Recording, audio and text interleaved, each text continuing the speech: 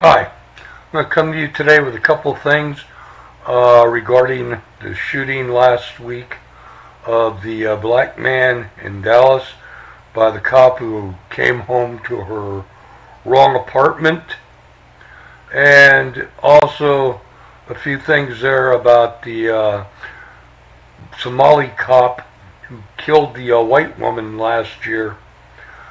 Well, first off, the part there about the Dallas police officer. Apparently, she's given a statement over the weekend about things that happened, and she claims now that when she came to the apartment, wrong apartment, she went to put the key card in the door. They don't have keys such as lock type keys. They have a key card like they would have in a hotel room. Well, she claims she put the key card in, and when she went to push it in, the door was slightly ajar and the door popped open. And she entered the apartment. The apartment was dark. She saw movement in there. She gave commands to the person. I don't know what command she gave. Get your hands up, or I'm police, or whatever. And apparently this person didn't respond to her commands, and she shot him. Okay, I don't know if the apartment was dark. I don't know if the door was slightly ajar. But her game now tends to be, I'm the only one left alive. There's no witnesses. I'll tell you whatever I want to tell you, and you need to believe that. No, we don't need to believe that. The part there about the key card going in the door and the door was ajar, that's bullshit. Bullshit if I ever heard a story. That's the part of, I'm alive and you have to believe what I'm saying, he's dead, blah, blah, blah. Bullshit.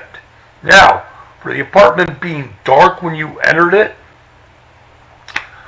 don't know whether it was, don't know whether it wasn't. That would tend to be a statement you would give to try to justify what you did when you entered the apartment. Me, I heard a noise. I would probably try to put on my lights. Then again, I heard a noise. I don't know. I might try to see who's trying to enter the apartment. Whatever. That just is BS, really. It's BS to the point there that you entered the apartment and you saw movement and you shot the guy.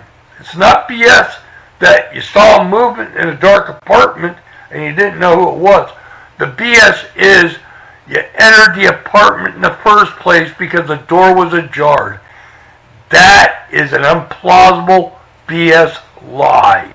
My assumption is you came in there, your key card didn't work, you rapped on the door, open up, what's going on? He opened the door, what are you doing here? Who are you? And he steps back, stunned about who you are and what you're doing there, and you draw your gun and shoot him. That's the only thing that really makes any sense.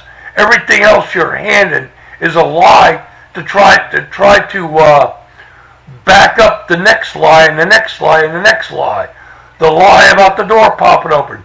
Now the thing there about the lights being off. Well, that would tend to justify why now shoot the guy because he's moving around inside.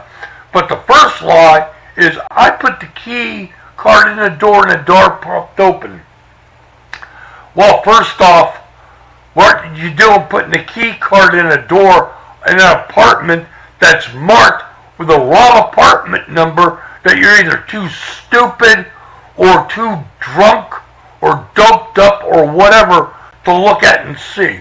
Oh, I only noticed it after I shot the guy and I put the lights on and things didn't match up and oh my God, what did I do? And now I went outside and I noticed that it was the wrong apartment number. You didn't notice that when you came up there. You didn't notice the clearly marked door with the apartment number. Boy, lady, they really taught you how to lie. They impaneled a jury, and they buy your story and let you off the hook. Then I hope the next one that's shot and killed would be one of your relatives. That's all I've got to say about the Dallas shooting. Now I'm going to talk about the Somali cop a little bit. I'm going to talk about him a little bit, that killed the white woman in Minnesota last year. Apparently it's come out 2 psychiatrists who were interviewing this guy for a potential hire, and then went ahead and said it's okay to hire him. He passes our certification. They now say that they didn't flub him or flunk him because he wasn't suffering from mental illness, but he gave answers that were troublesome. Oh, he gave answers that showed he had no patience. He didn't like working with people, didn't like communicating with people, had problems with women. In other words, in his culture, women are secondary. So I guess maybe they asked him questions about women, and the response he gave kind of were like, well, they're like an inferior race, or the woman's place is behind me. Trouble with that happens to be, and what I mean when I say the trouble, is the trouble that this guy got hired was, first off, you don't have patience with people. You have arrest powers. You have investigative powers before you arrest somebody, before you beat the crap out of them with your billy club, and you pull somebody over, and they do something there that you find is testing your impatience, so you drag them out of the car, you throw cuffs on them, and you take them to jail, and then when they go to talk to you, you show disrespect to them because you don't like communicating with people. You had unfit hire written all over you. And if they've hired more cops like this in Minnesota or anywhere else, they need to be terminated.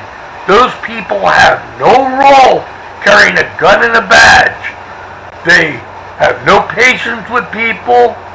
They're totally unfit. These people are quota hires. They are poster children for liberal administrations.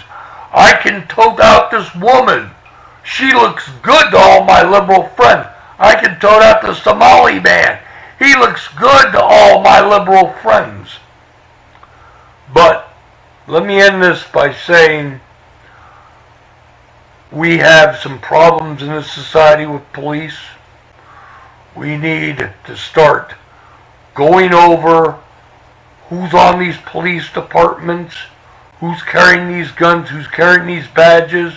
They need to be reviewed. And I know I'll say this and nobody will want to do it, but you have people who were never qualified in the first place to be out there. That's why there's all these shootings happening. There's all these lawsuits happening. One thing about Mr. Somali cop was he had a couple of complaints against him for excessive force, and he also had a lawsuit. That's had written all over it there. This guy was unsatisfactory. What do you mean he's not suffering from a mental illness? What, psychosis? Schizophrenia?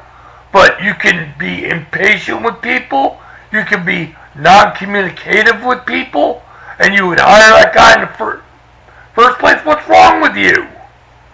Well, that's all I've got to say today. I'll make some more videos later. You have a good day. Catch you later. Bye-bye.